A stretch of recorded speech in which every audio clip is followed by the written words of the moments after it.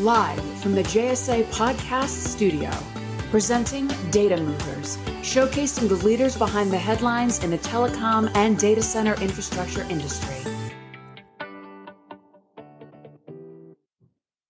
Welcome, everyone, to a special edition of Data Movers podcast. It's the Greener Data Edition. So welcome. I'm your host, Jamie Scotto-Kataya, CEO and founder of JSA, along with my fabulous co-host, top B2B social media influencer, Mr. Evan Kirstel. Hey, Evan. Hey, Jamie. Hey, everyone. Welcome to Data Movers, where we sit down with the most influential men and women in today's leading telco and data center world, supporting our network infrastructure requirements. Jamie, how are you? Really good, really good. It's crazy April already. There's so much going on. April, our month, our planet's month. We're excited to be chatting with you today. Likewise. So I see you're at home, although you have a fake background, so I won't ask about that.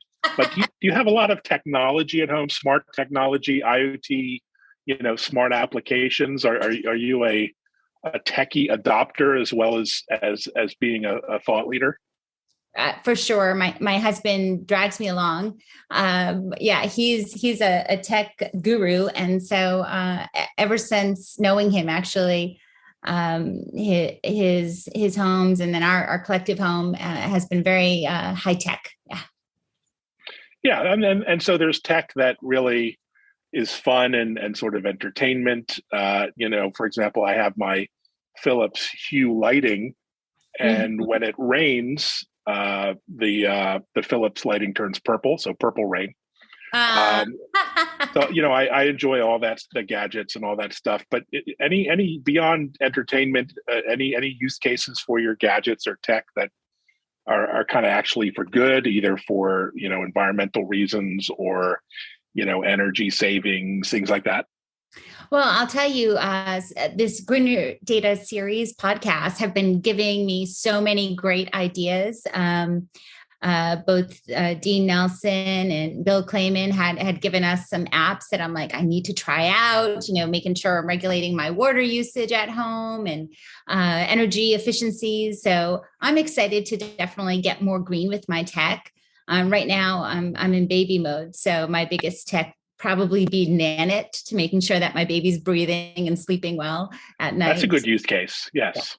Yeah. I need something that keeps my plants alive in my home. So maybe that's a good use of technology. Maybe self-watering. I'll have to look into that. Well, maybe our next guest has some ideas for tech inside the home as well. He's a visionary. I'm telling you, anyone here, it will be our friend, Wes Swenson. He is the CEO of Nova Data Centers. Welcome, Wes, to Data. Thanks for having me. Appreciate it. Well, yeah, welcome, Wes. And, we've chatted before, and we'd love to get an update from you on the content you contributed to the Greener Data book. It was called "It's Not Easy Being Green: Data Centers and Holistic Environmental Sustainability." That's a mouthful. But why don't you break it down for us?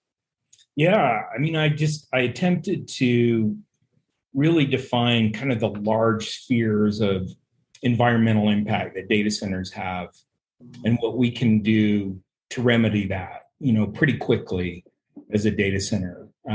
Describing things such as indirect emissions, right, from our energy providers. How can we influence that with renewable energy, solar, wind, storage, and then direct emissions like, selective catalytic reduction on generators, when we run those generators for downtime or for testing. And then, of course, I'm a big advocate of waterless cooling, using zero water to do cooling, regardless of the environment you're in, whether it be high desert, cold desert, the plains, wherever it is. I think that data centers should really shift towards waterless cooling, either through free cool or what they call dry cooling with compressors. But I'm a big advocate of waterless cooling in the market. Yeah, absolutely. I was so fascinated. By the way, guys, here's the book, early preview. Wow. I know, it's so cool. It's amazing. But in your chapter, sorry, getting back to you, Wes. Yeah. In your chapter, I was really fascinated by how you talk about growing up in the 70s and the 80s, really influencing your view on the environment. Can you tell us a little bit more? Yeah, I'm dating myself a lot here, though I don't look, like I'm born in the double aughts either. But, so I grew up in a time where, we had console TVs, a Curtis Mathis, if anybody recalls that. We had like 6 channels. Yeah. And, so we had a pretty small world or influence at that time. And I grew up in an age when we saw Vietnam updates, and then later, the Cold War and Ronald Reagan. And then, and during that time, Earth Day started. And, even when I was in elementary school, there was a lot of talk about stop the flow and stop the drip, a lot of water conservation. And we had a lot of advertisements. I don't know if you remember the Crying Indian, with classic, yeah, the Native American and pollution. And so that had a big effect on me. But then in 1980, I saw Cosmos from Carl Sagan. And that had a really profound effect on me as a young adult. I just thought of the world a lot differently as Earth, and then later, as he called it, the pale blue dot, our place, on Earth, then the solar system and the universe, that, we only have this one planet.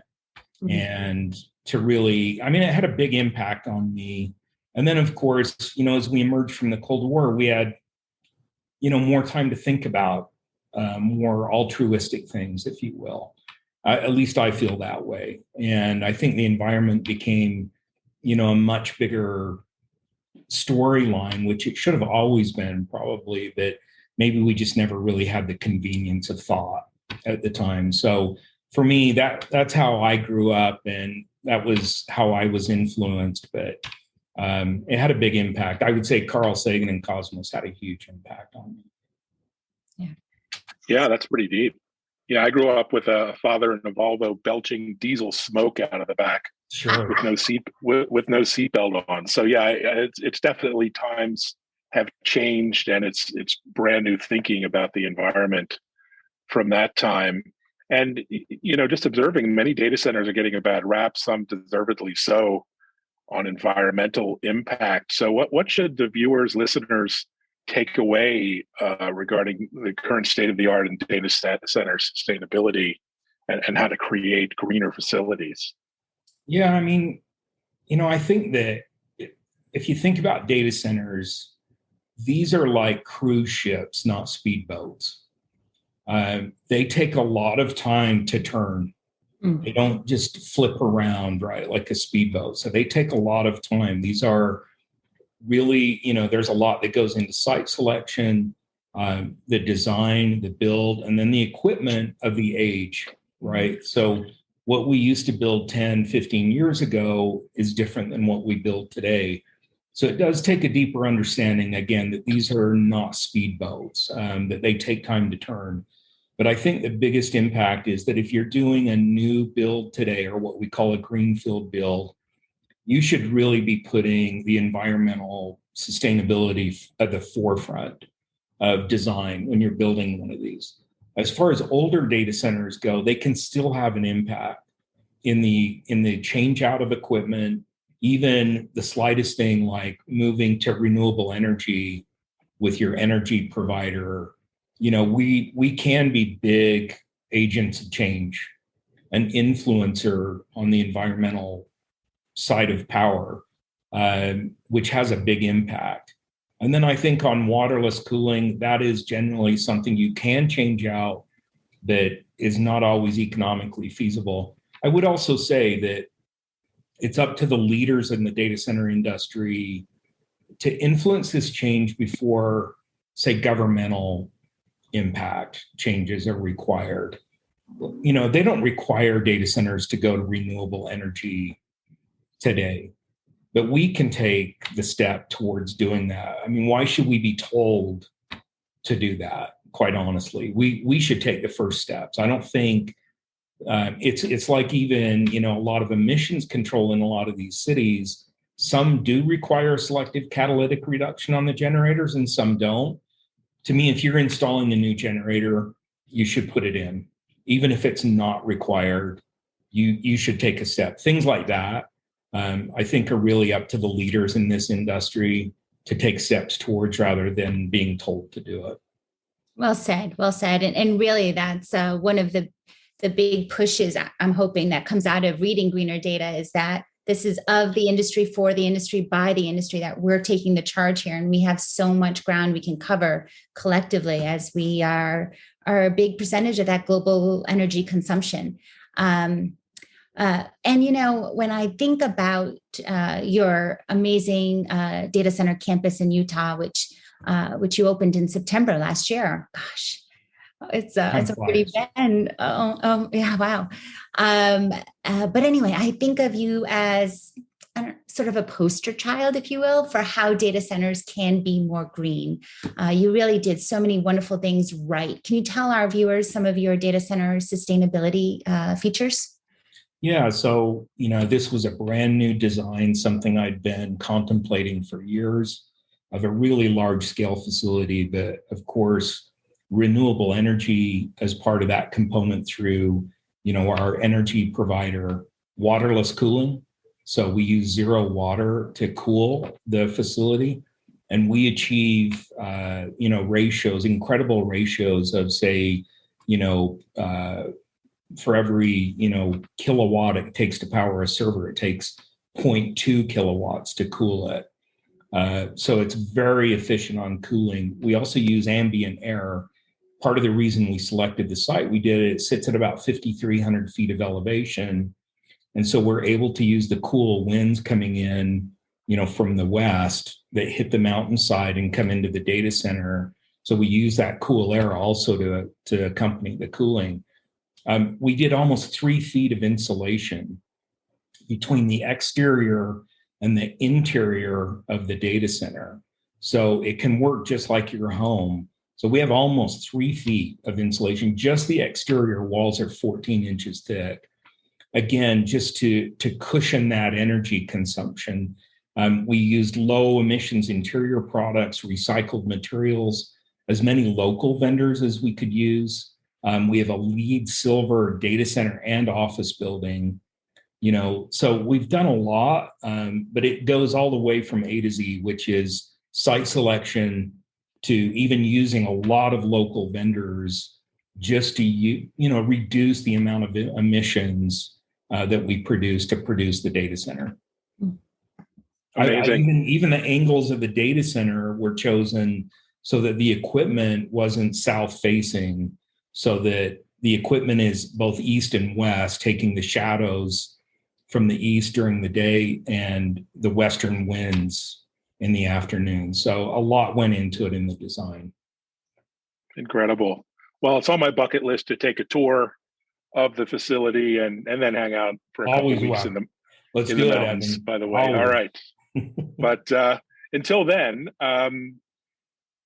here at JSA and its clients, there's a lot of focus on greener infrastructure and the evolution of a cleaner data center environment. So where are we on this journey, do you think? Are we at the beginning? We in the first or second inning?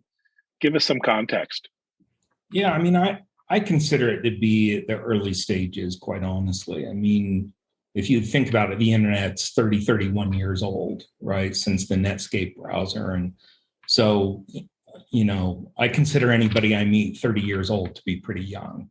And I think the same of the internet, and really data centers are just a byproduct of that. We've come a long way from just using a browser to now, the Internet of Things and AI, driverless cars. We've come a long way in 30 years. So I really consider it to be at the beginning of the journey. I don't see an end to data centers, but I do see over the next 10, 15 years, kind of a refresh of older data centers built in the early stages that just are not efficient. They don't really serve the scale in which we do today. But I do see a big refresh coming on older data centers that maybe they're just not worth it to refresh. And it's just more efficient to build a new one with some of the new technology, especially the environmental technology. So I think, Evan, it's at the beginning stages. And then let's push the spectrum even further. Let's talk about the continued evolution of data center operations. Do you think data facilities will be dramatically different 50 years from now in terms of sustainability within their operations? 50 years, Jamie, I can barely think about 5 minutes ahead of time. But okay, well, maybe 5 years we can. You already said 10. I had to go bigger. Okay, 500 No, years. I'll take a shot at it, Jamie. Yeah, I do think it will be considerably different. I think that you'll see things maybe like nuclear fusion, hydrogen. I think we could see different energy. I would bet within 50 years, we have part of this energy issue solved, at least in the more developed world. I could see this being solved for the most part. And that could be a combination of, fusion and renewables and hydrogen and things like that. I also think that we could, and I hope, you remember, we're a byproduct. Data centers are a byproduct of really usage by, everyone.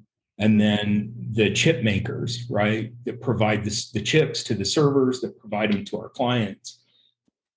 My belief is that we'll see rapid development on more efficient semiconductor technology, and we'll see lower heat volumes, and we'll see more efficient chips over the next several decades, to where I'm hoping that the energy used by a data center becomes really low. I mean, we went from a phase where, 10, 15 years ago, it was 2 kilowatts per cabinet. Today, it's 10 to 15 kilowatt average. So we're doing more in the same footprint, but, I really do think that eventually those semiconductors will become more efficient. And you could see data centers use a lot less energy, not only for the servers, but also for the cooling of those servers. Wow, amazing.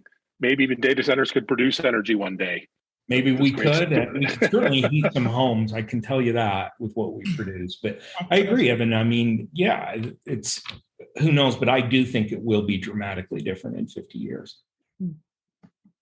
Well, that's fascinating, but enough shop talk here. Well, we'll switch gears a little bit. Our rapid fire fun fact section about you, where we try to embarrass you, or no, just find out something interesting about you. I'll do my your best. Background. All right. I'll start with the greener data chapter. You pulled a Kermit lyric out of the hat there for that. But for those who remember the Muppets, which probably aren't many people watching, Sure. What was your favorite Muppet? I've got to go with Oscar the Grouch, because he's pretty good. I like the contrarian, right? and I vote for the underdog. So I've always had an affinity for Oscar. Oh, funny. I would have never paired you with him. Never. But hey, what would you give? What would you say to your younger self? What advice would you give? I would say, what's the worst that could happen? Basically, right? I mean, if you take a chance, like, what's the worst that could happen? In business, especially in taking chances, taking risks. I mean, what's the worst that could happen? If I could tell myself that more often. And also, I think when you look up to people, they put one sock on at a time like anybody else. And, we're all of the same carbon-based material. And a lot of times, it's just luck of the draw. But I really think, what's the worst that could happen if you try? Well said. Fun. Okay, hobbies. What are your favorites? What do you do when you're not building green data centers? Probably just outdoors, anything outdoors, hiking, biking, snowshoeing, fly fishing, you name it. Well, you're in the right place. I am. I'm in the heart of it. Yeah. So yeah, I would say anything outdoors. Can't go wrong in Utah. No. But now, what companies do you admire for their sustainability efforts?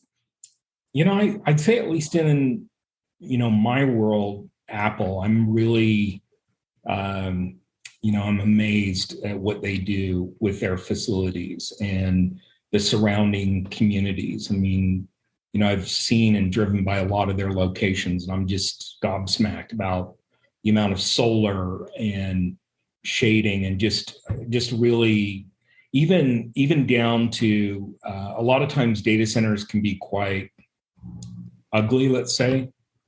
They do a lot for the aesthetics of their data centers and around the community. So I'm really appreciative of that kind of detail. I mean, a lot of times to me, that is, it may be 10% more cost, but it's like 80% more thought. Yeah. The way, because I do it myself and I know what it takes to make something look easy like that, right? But it does take a lot of forethought, and I'm probably most appreciative of what they do as a company. Yeah, I love the recycling they do as well. It's just amazing to see that machines and the processes and in action. Very impressive. Speaking of which, we're traveling a lot more. Give us some advice of a place to visit in the world that you've loved, or one of your favorites. I'd have to say it's Rome. I love Rome. history. Yeah, I love Rome. I love the art. It's just it's an incredible city in the fact that it's modern, that, you have the Roman Forum when you drive by. It just is really like the coolest city. I've found everybody there to be extremely friendly. I love Rome. It's one of my favorite cities to go to. Mine too. I love that you said that. Well, you're biased as an Italian. I know. My daughter's middle name is Capri. So. Okay. All right. See? I love it. All right. I'm going to give you a last one, easy one. But what is one book that you would recommend others to read? Well, other than Greener Data, Jamie, of the course, Bible? The plug. I'm a huge fan of Count of Monte Cristo in fiction. Cool. It's a huge read. That it is one of those books. When I start it, I can't put it down, and I read it at least once a year. And I love that book. And then nonfiction, probably one of my favorites is Demon Haunted World by Carl Sagan. Just about science and myth and how we as humans have kind of adapted a lot of myth, and really there's a scientific explanation for it. But fiction wise, I love Count of Monte Cristo. Total escapism for me. Love it. Well, thanks for joining us, Wes. It's been great hearing from really the cutting edge of innovation on sustainability and data centers. It's so impressive what you're doing. I look forward to keeping in touch and touching base on current trends. It's been my pleasure. And I want to say, guys, check out our other Data Movers podcast with Wes as well, where he really gets into some of the details of the design. You can tell he's an innovator and a designer, an artist, a Renaissance man, like we heard today. So you can do that at jsa.net/podcasts. And go ahead and look up this one, which will be airing, of course. And we also release episodes every other week on Wednesday morning. So check us out. Awesome. Thanks for having me. Oh, it was a pleasure. Well, always a pleasure. And follow us on Twitter at JScotto and Evan Kirstel, and we'll engage you more there. Thanks, everyone. And thank you, everybody. Again, thank you so much, Wes. Your team at Nova, amazing. And everyone, please be safe out there. Happy networking and think green.